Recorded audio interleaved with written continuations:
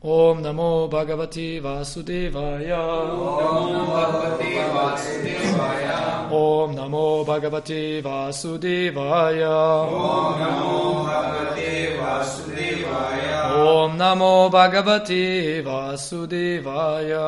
Om Namo Bhagavate Vasudevaya. We are reading from Srimad Bhagavatam, Canto 5, entitled The Creative Impetus, chapter number 7, The Activities of King Bharat, text 12. This Sanskrit verse is in prose, so it's very long. And so it's not a melody or something. I will skip this and just read the translation. Translation. The most exalted devotee Maharaj Bharat, in this way, engaged constantly in the devotional service of the Lord. Naturally, his love for Vasudev, Krishna, increased more and more and melted his heart. Consequently, he gradually lost all attachment for regulative duties. The hairs of his body stood on end, and all the ecstatic bodily symptoms were manifest. Tears flowed from his eyes, so much so that he could not see anything. Thus he constantly meditated on the reddish lotus feet of the Lord. At that time his heart, which was like a lake, was filled with the water of ecstatic love. When his mind was immersed in that lake, he even forgot the regulative service to the Lord. Purport. When one is actually advanced in ecstatic love for Krishna, 8 transcendental blissful symptoms are manifest in the body. Those are the symptoms of perfection arising from loving service to the Supreme Personality of Godhead. Since Maharaj Bharat was constantly engaged in devotional service, all the symptoms of ecstatic love were manifest in his body. Om Agyanati Mirandasya Gyananjana Shalakaya Chakshurun Militam Nina Tasmai Shri Gurave Namaha Mukam Karoti Vachalam Pangung Langaya Tegirim Yat Kripata Mahangvande Shri Gurun Dinataranam Shri Chaitanya Manobhistam Stapitam Yena Bhutale Swayam Rupa Kadamayam Dadati Swabanantikam Jai Shri Krishna Chaitanya Prabhu Nityananda Shri Advaita Grada Shri Vasari Gaura Bhakta Vrinda Hare Krishna, Krishna Krishna, Hare Hare, Hare Rama, Hare Hare. So the Srimad Bhagavatam is called it's very dear to the Vaishnavas. And what is a Vaishnava? Vaishnava is someone who worships Vishnu, and in the Bhagavatam especially Krishna. And the discussion is sometimes why Krishna, why not Vishnu?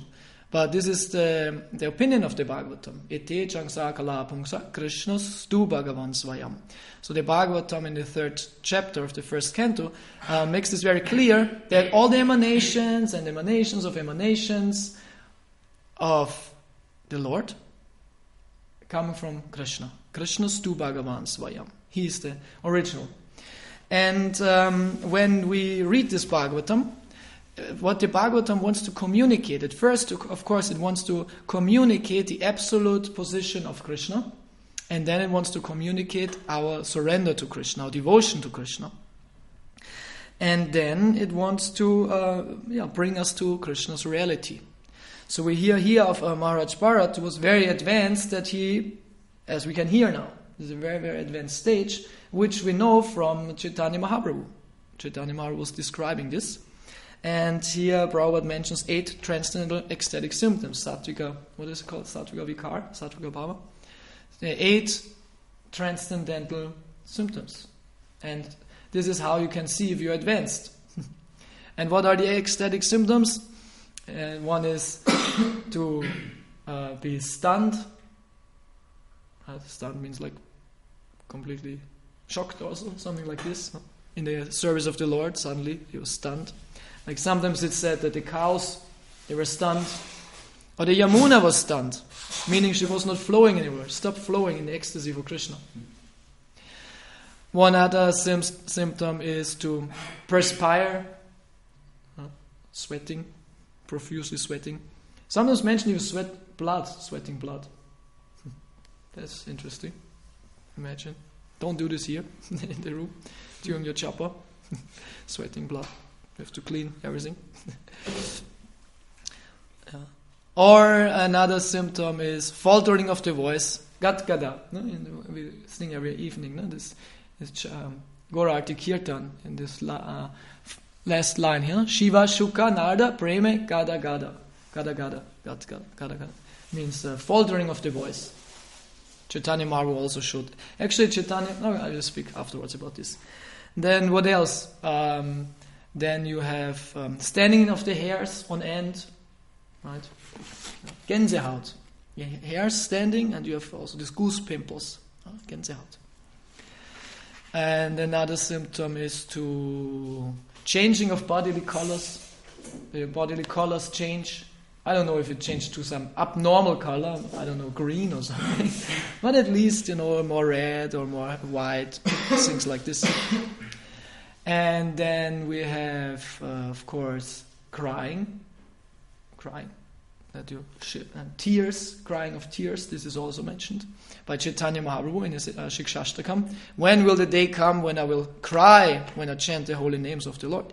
We should, in that sense, from this verse, we should long for this day, not for the symptom or not for the feeling to enjoy, but to be on a platform where we have real love for Krishna, real attraction for Krishna.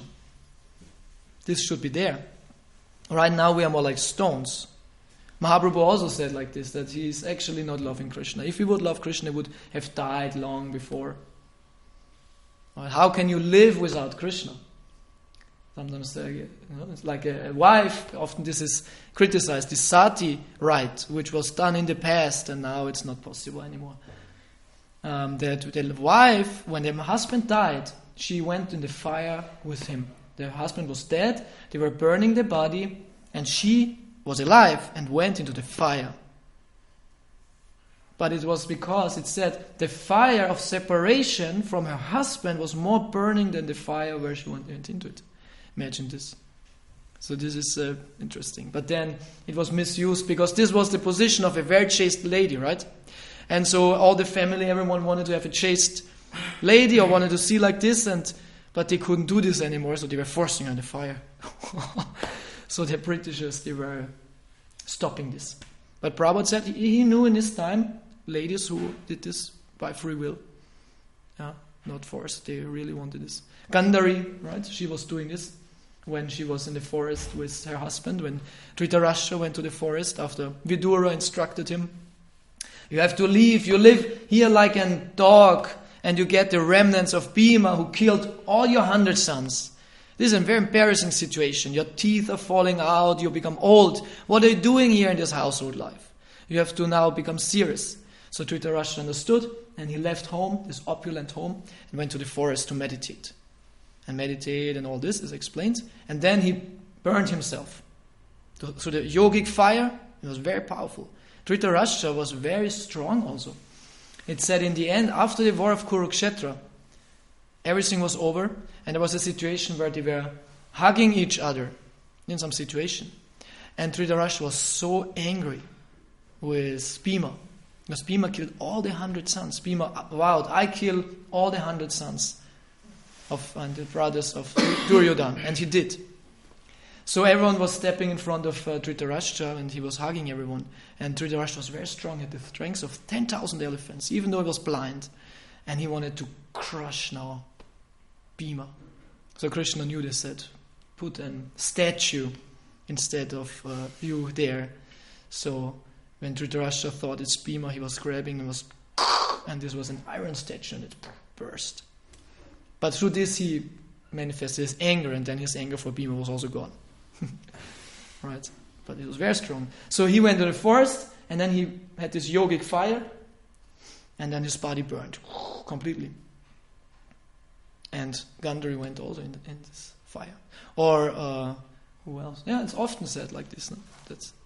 And where it's called Sati rite. Where is it coming from? Because of Sati Devi, who burned herself because Shiva, her husband, was offended. So a devotee cannot stand the offense against Krishna.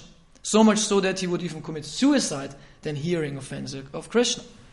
Like this. Of course, it's a very elevated platform, but I just mentioned this. No? So, Yeah, so this attachment to Krishna is so strong that a devotee, but we are like, that's what I say, Mahaprabhu, yeah? He said, how am I a devotee? I'm still alive. How can I be alive? If I would be a devotee, I've died long before. So how much is our love to Krishna? How much are we really attached to Krishna? So we should think about this and say, oh, this is not good. This shouldn't be like this. Why am I stoned? Why am I falling asleep in chopper? How could you fall asleep when if you love someone and you hear the name, you are very attached. You can, oh, wonderful, yeah, right? You will not fall asleep. First rendezvous with your most precious desired, the girl, and then you go to eat something, right? And then you fall asleep, or what? There was once a movie, and there was the marriage, and it was a comedy. They were standing in the marriage, and very beautiful queen, and then the prince came, and he fell asleep during the marriage. They called him Prince Valium. So this is us. We are like this. We are Mr. and Mrs. Valium. Huh? We are falling asleep, chanting the name of our most dear person of Krishna. We fall asleep, meaning we're not advanced. But this is no problem when we understand this, that this is my fault and I don't want this, and I cry out, oh please Krishna, help me. This is actually Namabhas. The stage of Namabhas, there are 3 stages of chanting. Namaparad, Namabhas, and Shuddhanam. And Namaparad means you chant, you make mistakes. Falling asleep, right? Not understanding the 10 offenses. Thinking Krishna and demigods are the same. Making offenses against devotees. Don't following the order of the guru. You make so many offenses, but you don't know. When you just chant your space out japa. And Namabhas means I make mistakes and you work on them to avoid them. This is Namabhas. That you chant with the desire to become pure. To chant with a desire to make your japa perfect. And this is what we should do. And then when it's perfect, it's called Shuddhanam, means pure chanting. And then you chant in complete understanding of Krishna's position, that the name is not different, and then the ecstatic symptoms will manifest. Yeah. So in that sense, it's no problem to understand that we are stones when we know there's a problem. When we think it's normal and that's how I am and it's perfect or something, that's a problem. But if we understand our fallen position, then we can cry out to Krishna to help. It's like if you're sick, and when you're sick and you don't know that you're sick, you just wonder why you feel bad. But when you're sick and oh, I'm sick, I have to do something for my health, then you will become cured. Right? So yeah, crying, and in the end, I don't know if I said all the 8, but then it's devastation. The last is devastation.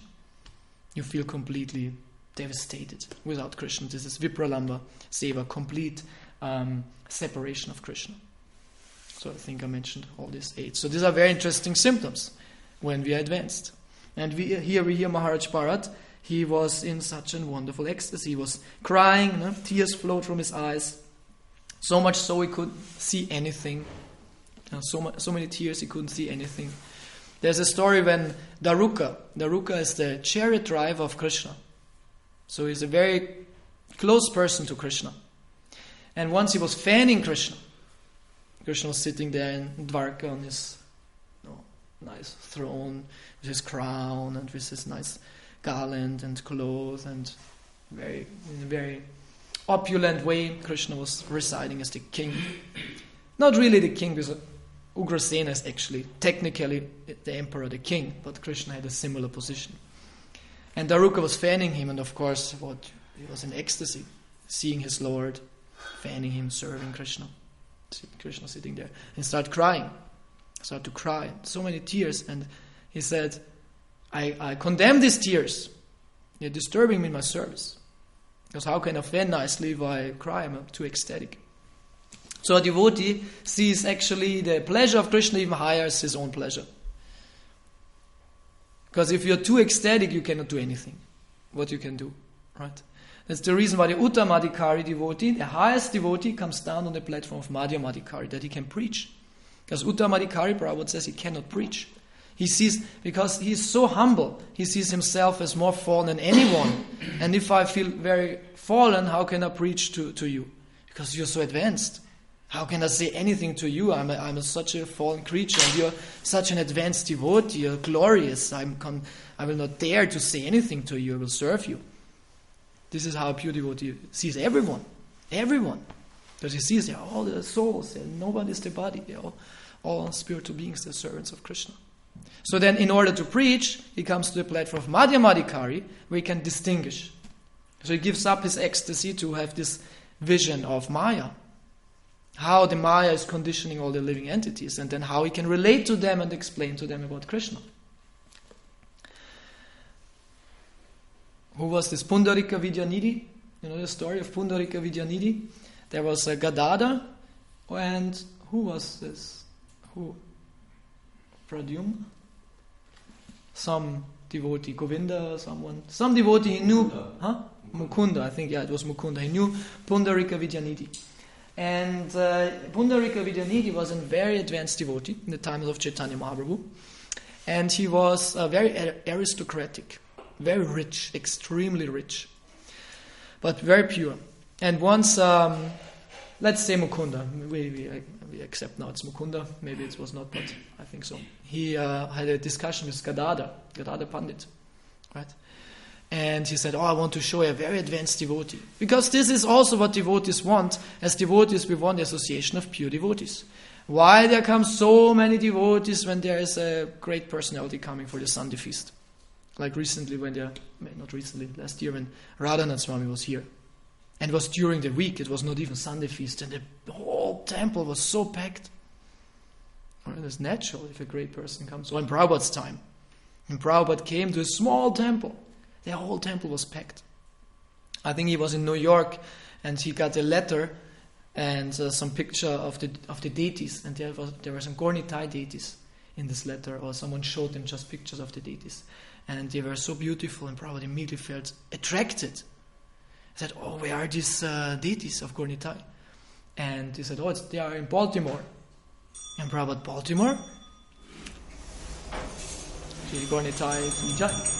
And Prabhupada said, Baltimore is not far from here. I think they were in New York and it's not so far. Let's go, immediately. And he stopped everything. Get the cars ready and let's go. And Baltimore temple at that time was, it said, very, very small. Like this here. Like this. So the whole, and they were in New York, which I think they had this big building, they had a skyscraper.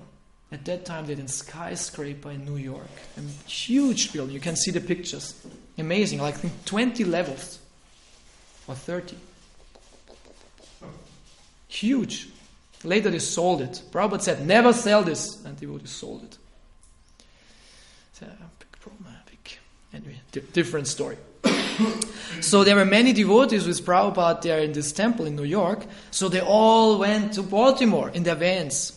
And he said Prabhupada's car drove a little slower, that they can arrive earlier and then can greet Prabhupada. They always want to greet Prabhupada when Prabhupada comes to make kirtan and all this. So Prabhupada arrives there, and suddenly this small temple was packed with like hundreds of devotees from New York and others also. Because Prabhupada made a spontaneous visit. And he came inside, he took darshan, he gave a little speech, and he told the devotees, take very nice care of Gornitai. They are so merciful. They will help you. Take care of them. And then they went back. But just, I remember that Prabhupada, when some great devotee comes, right, or everyone comes and everyone follows. No? Interesting, Prabhupada, how attracted he was. He wanted to see these deities. He wanted to take darshan. So Pundarika Vidyanidhi was such a great devotee, so they went to him. And when Gadadhar saw this, how he lives, he was sitting on a big asana, and servants were fanning him. He had oil everywhere. You know, when you're rich, you can take nice oil, you smell good, and your hair is a little bit oiled, and he had rings, golden rings, and chains, and silk garments, and servants were coming and always bring something to drink in a nice big cup, and he was sitting there like a very opulent person. And when Gadadhar saw this, he thought, this shall be a devotee? Because in Mahaprabhu was very renounced, and all the devotees were renounced and poor. Mahaprabhu didn't want to see the king. So opulence is actually something that is shunned by devotees. Right? It was a sign of advancement how little you can have. The less you have, the more poor you are, the more advanced you are, in one sense. So he was living this riches, sitting there like this on cushions, many cushions, and sitting there, servants, everything. So Gadadhar had this doubt and thought, no, this cannot be a great devotee. How is this possible? And Mukunda understood the doubt of Gadadhar. So he said, I don't know if he said to Gadadhar, you do it, or he did chant some verses from the Bhagavatam, 10th canto. And so they chanted some shlokas, and when Pundarika Vidyanidhi heard this, the glorification of Krishna, just Krishna Katha, just hearing, he became so ecstatic. He started rolling on this is also an ecstatic symptom, rolling on the ground. He smashed everything fell apart, everything fell down, the water, this and pitchers, and he was just crying, Krishna, Krishna. And so immediately Gadadhar saw, oh, this is a super advanced devotee. Just hearing Krishna Katha, he becomes like this, missing Krishna. And he regretted very much that he made an offense just in the mind. And took shelter of Pundarika Vidyanidhi and said, I'm so sorry, I want to become a disciple. Immediately surrendered. Right? So these are some ecstatic symptoms, how it unfolds. So as a devotee, the Bhakti Rasamrita Sindhu, Nectar of Devotion, is written for devotees as a guideline to see where are you, where you want to be, how it will develop. It's very scientific in that sense. It's spiritual psychology, you could say. Right? It's a spiritual psychology. How does Krishna Bhakti develop? What are the symptoms? The whole science is inside. That's the reason why Prabhupada gave Nectar of Devotion. This is a guideline for devotees.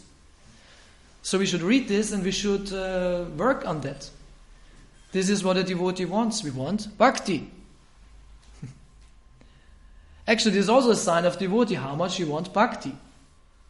If someone asks, what do you want? Yeah, I want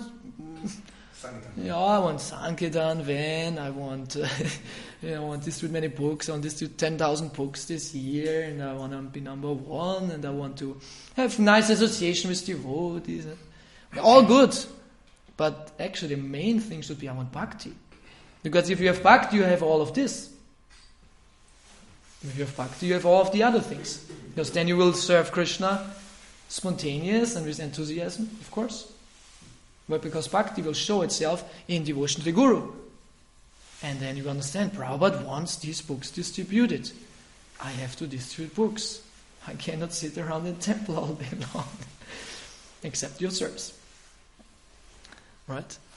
You will surrender. You'll think, I give up everything for Prabhupada. Prabhupada often said to the devotees, he said, I need many young boys and girls to sacrifice their life for this mission. This is what the devotees do. Devotees, we sacrifice our life for Krishna. We could do anything else. Right? This world, especially for devotees, they are often intelligent. We can do so many things. You can become rich and famous and this and that. If your karma allows, can try at least. But devotee doesn't want all this. He sacrifices his life for Krishna's pleasure. I do it for Krishna. This is the difference between a Kripana and a Mahatma. Kripana means a cripple-hearted person. Huh? Yeah, Kripana. A miser. Prabhupada translates a miser. Someone who's very greedy. And what is a greedy person wanting? He wants everything for himself. And what especially? My life is for me. My body, which is actually not my body, it's that the illusion is ahamameti. I and mine. That's illusion. So my body, my life, this is for me. For my pleasure. My time, my energy, my love is for me, for my pleasure. And devotee understands, no, it's not. It's for Krishna. And sacrifices his time, his energy, his pleasure, his love for Krishna. It's the complete opposite. It's a Mahatma, a great soul. A great-hearted person. This is what devotees do. So the more we understand this, that our life is for Krishna, our time is for Krishna, how much am I doing for Krishna? For Prabhupada's pleasure, for service.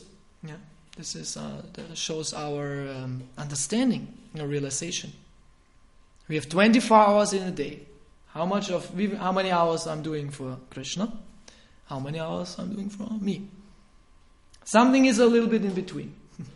Right? So, but in general, we have to see that we are learning to less and less do it for us. Especially our money. If ones who earn money, they should give the money. This is a sign. Because money is an outcome of your activity. That's what you get from your working. And then you should give, if you cannot give the time to Krishna, then you give the energy, what it comes out to Krishna. And if not, it's called a miser. Prabhupada is a miser. Kripana, a very poor-hearted person. So we are all Kripanas, and we should see this and say, I shouldn't be a Kripana. This is not good. Because then we will never have these ecstatic symptoms. Not that we want the symptoms, but the love. The symptom is a symptom for something, right? It's not that we want the symptom.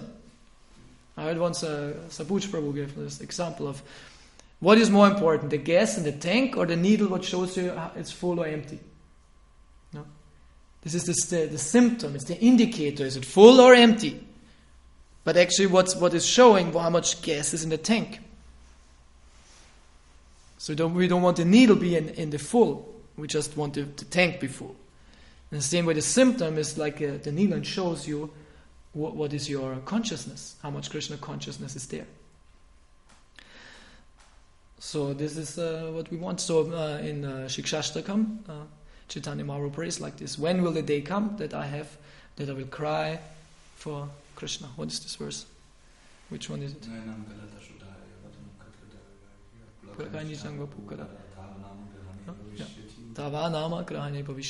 When will I chant the holy name in such a way that... And there's also Gadgada, faltering of the voice, there's crying, there's all mentioned. No? When will... He longs for the day when we can chant like this. And of course this is very far and it's very advanced, but still we can work on that. Even though it's far away, we shouldn't say, it's so far, and we should work. And when, especially in morning time, when we chant our japa, that we start chanting in this mood. The mood should be cultivated. It can be cultivated in that sense that we cry for Krishna. Out for Krishna. Krishna, please. This is what Hare Krishna mantra is. It's invocative. The Sanskrit has 8 cases. And the Sanskrit, the Hare Krishna mantra is invocative. Invocative means calling out. It's actually the words are designed that's immediately a word of addressing someone, of addressing. Right, in Sanskrit, when I say Venugopal, there's a case where I add some suffix or prefix or something where you immediately addressed. Right? It's the vocative, it's a case. So Hare is the vocative of Hara. Normally the nominative is Hara. Hare is the vocative of Hara. So immediately, or when you say Radhe, Radhe is the vocative of Radha. So Radhe means already, Radharani, you immediately address, you directly address. So Krishna is the vocative also of Krishna, there is no change, but it's understood. Right? Sometimes there's a change in the word, sometimes not. But in general, this is vocative. So you say, you cry out, you unconsciously do it, even though you don't know, Hare Krishna, Hare, you already, and Krishna recognizes this. But the more you are understanding this, the more you can put your understanding inside and your goal. I'm actually calling for Krishna. This is but you do it all the time. It's like you make a phone call, you call someone, and he's answering, and you're not saying anything. All right? Or you go to the door and you knock on his door, and then he opens yes, and then you ignore him. So it's like I say, Punit, Punit, Punit, Punit, and you say, what? And I say, Punit, Punit, Punit. I ignore you, right? So this is kind of our thing. We call out for Krishna, and he comes, yes, what is going on? And you, nothing, or you're not here, or what? So the more we understand this is Hare Krishna mantra, is we cry out for Krishna. It's like we knock on Krishna's door. And it's true, he might not open immediately. Like Mahadyuti Prabhu has an answer. When you write an email to Mahadyuti Prabhu, you get an automatic responder. And it said, the wheel that squeaks the loudest gets oiled first. And And he says, sorry, I cannot answer all the emails now. You can try again, because then I see you're serious. So the wheel that squeaks the loudest gets oiled first. But you understand, it's true. If you have a car and you drive, or a bicycle, and which wheel you oil first? The one who's silently squeaking or the loud squeaking? The wheel. Oh, this is too loud. I cannot stand this anymore.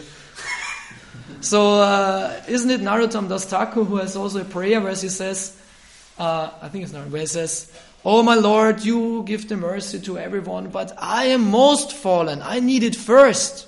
I think it's Narottam in one of his songs. I'm the most fallen. I need it first. Please me first. And this should be the mood. And it's not that we push the others out, because Krishna is very powerful and he gives mercy to everyone. No? So it's not that. So we can be all first in getting the mercy of Krishna. So it depends how much we want the mercy of Krishna, how much we call out for Krishna, and then Krishna responds, because then he cannot stand this anymore. Yeah? So this is how seriously you call out for Krishna. The louder you call, right, the sooner he opens the door. He cannot avoid it anymore. Man, okay, I opened the door. What you want? And what the devotee wants? He wants service to Krishna. How can I serve you? Right? So this is what we should want. We should want the service to Krishna. And all this. Eternal service to Krishna. Eternal service to Krishna. It will never stop, never end. Okay, these were a couple of thoughts on these things. Any questions? Yeah? Small questions. First one, devotee asked me what means this Krishnaya and Krishna, what is the difference? In what? There's written some verse of Krishnaya. Yeah, you have to look it up. I don't know now. I don't know all the what is it? What does this ya means? Declination. This is Krishna.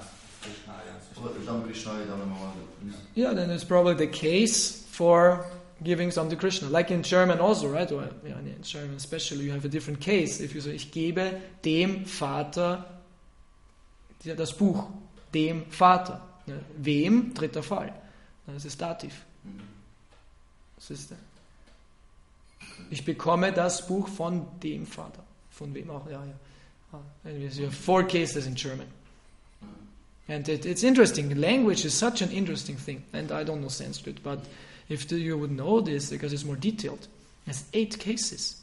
And you don't have in Sanskrit only 2 genders. In German you have 2 genders, male and female. In Sanskrit you have also neutral.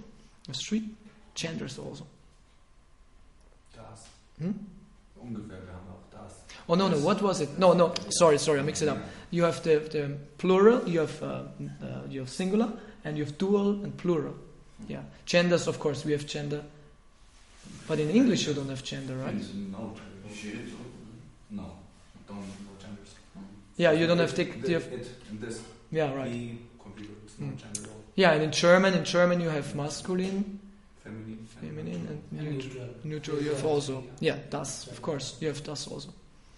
But in Sanskrit you have also then the dual. Yeah, there's more flexibility.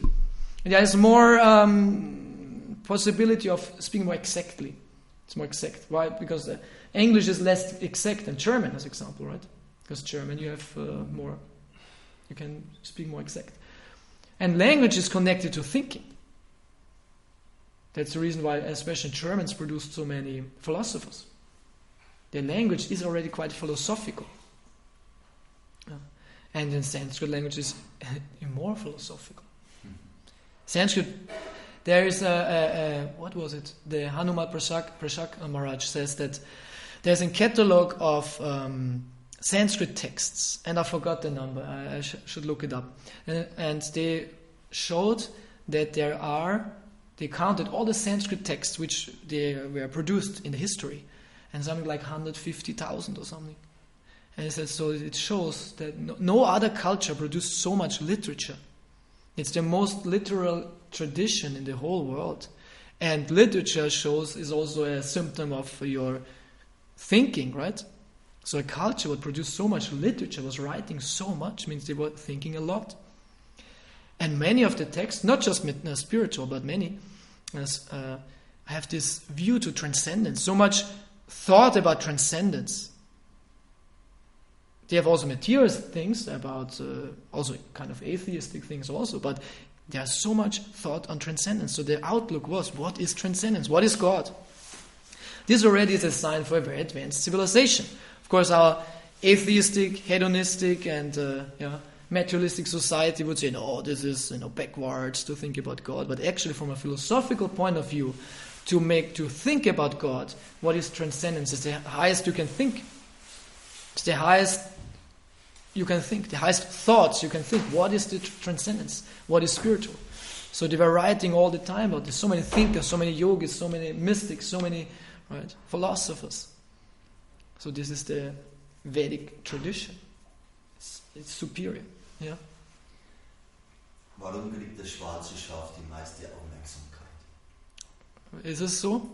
Welches schwarze Schaf? Also das ausbricht aus der Herde. Also schreit es am meisten nach oder sucht es am meisten und sucht es halt dann auch mal an falschen Stellen, kriegt aber irgendwie die meiste Aufmerksamkeit vom Meister. I don't know, is it really that it gets, someone who is, because black is like a black sheep, a real black sheep is a demon. A real black sheep is a real demon. And he gets no mercy in that sense. How can you give mercy to a demon? He doesn't want it. He fights, he wants to kill you. Ein Schaf. Huh? Ein Schaf, ein schwarzes Schaf. But it's a parable. It's it shows a person who is not following that properly, no? So what means what does it mean with a black Also bei sheep? Jesus kommt irgendwo die Geschichte vor, ja, also irgendwie das schwarze Schaf, das also sich verirrt. Yeah, depends. If the black sheep is just innocent, and of course we try to help the innocent, and we have in our tradition also that we try to help the innocent, the ones who are misguided and in Maya, but you can only help those who want to be helped. You cannot force it on them. So of course we do Sankirtan, Patita Pavana, Chaitanya Mahaprabhu wanted to save the most fallen and all this. But if someone doesn't want to, not even God can do something. Krishna says in the Bhagavad Gita in 16th chapter, if someone is a demon, he will never get my mercy. Krishna says himself, I will perpetually casting in demonic forms of life. Perpetually. Life after life. And this is his mercy. Because the demon can only learn through this way. Demon will never come to Krishna. Devotee comes to Krishna. A demon has to have a change of heart. Then he is ready. But a demon who is blaspheming God, says there is no God, makes his whole life for preaching against God, wants to kill God. And this is going on nowadays. Many atheistic scientists, this is their purpose. To rid the world of religion. To rid the world of believing God. They say it like that. They say religion is the root of all evil in the world. Of all evil in the world. Which is already showing this is not scientific or philosophical or anything. It's just bias. This is their belief. So these demons, they are they are not these black sheep, no? You mean some different black sheep, but they get just nothing, then suffering.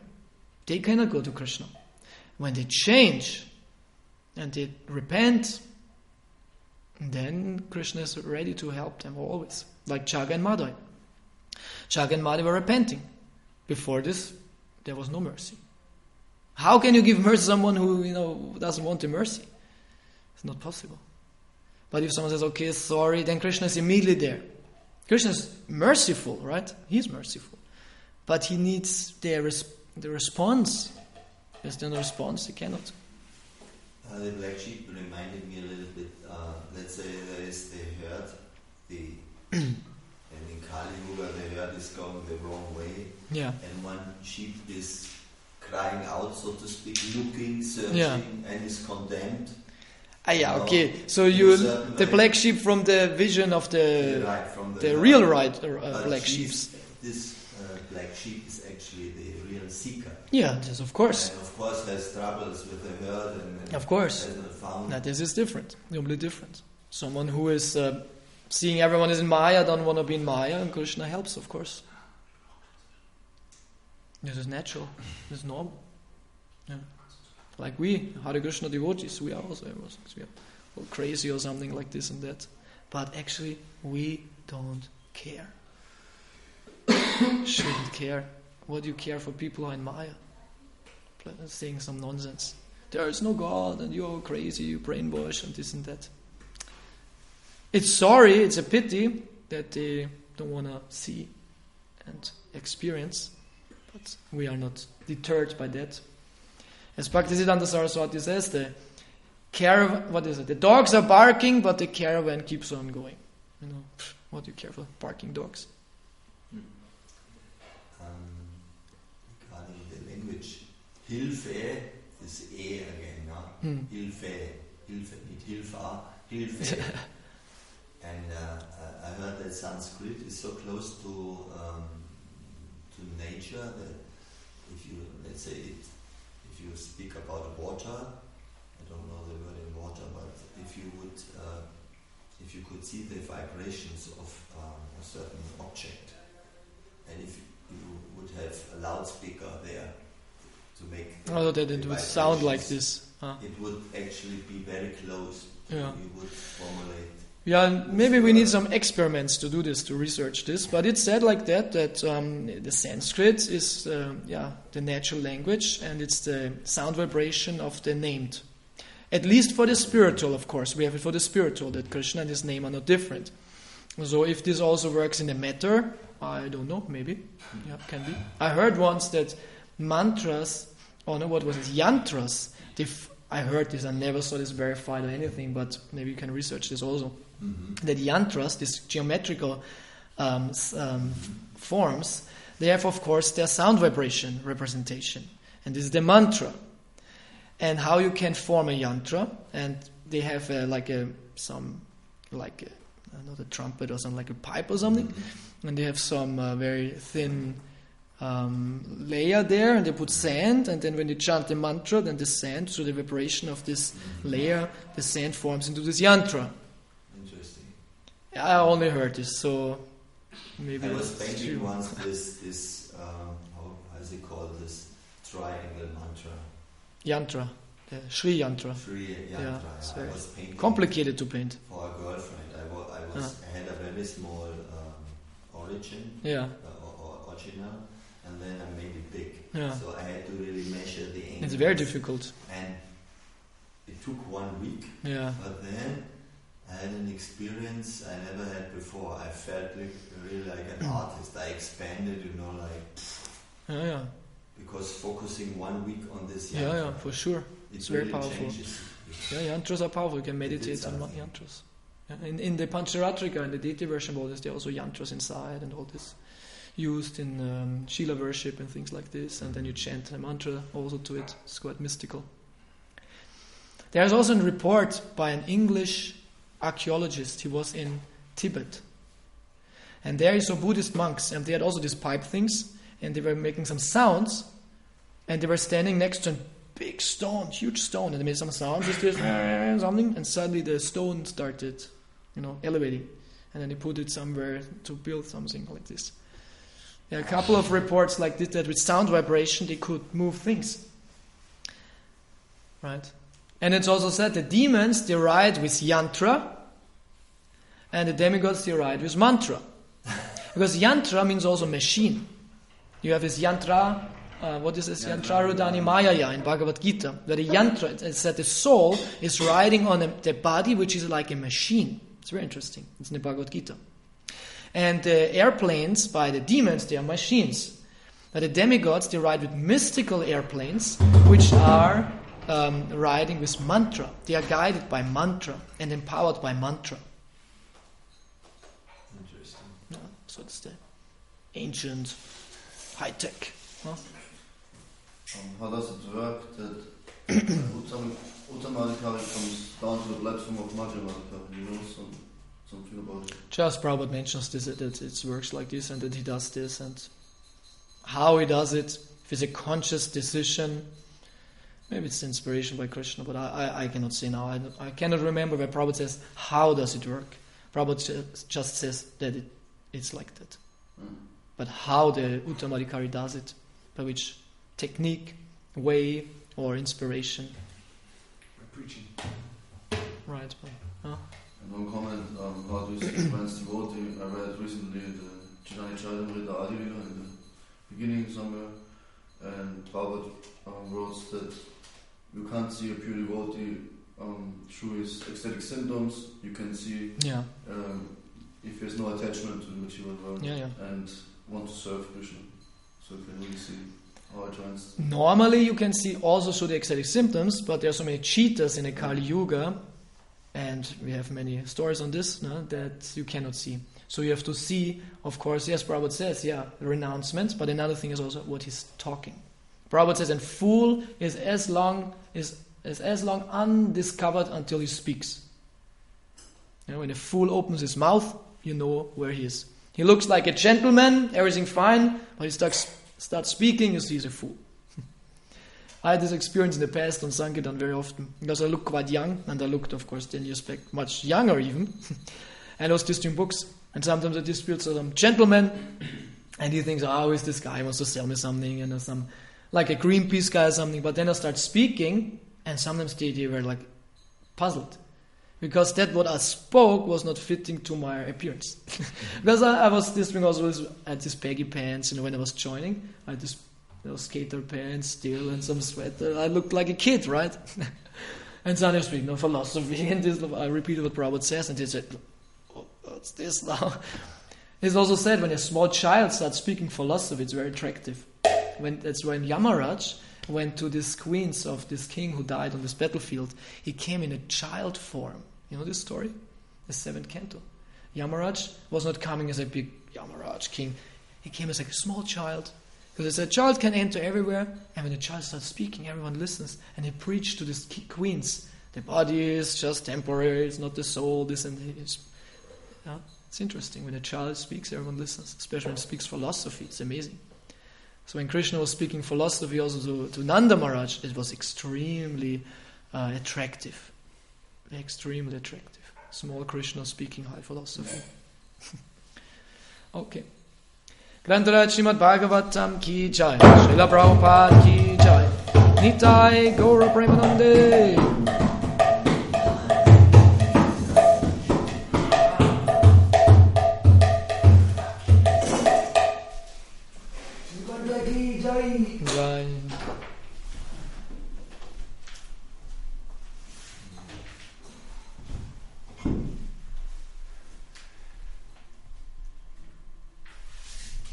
Aber das Servant von in der Donnerstag, wenn er Aktion macht, macht er gleich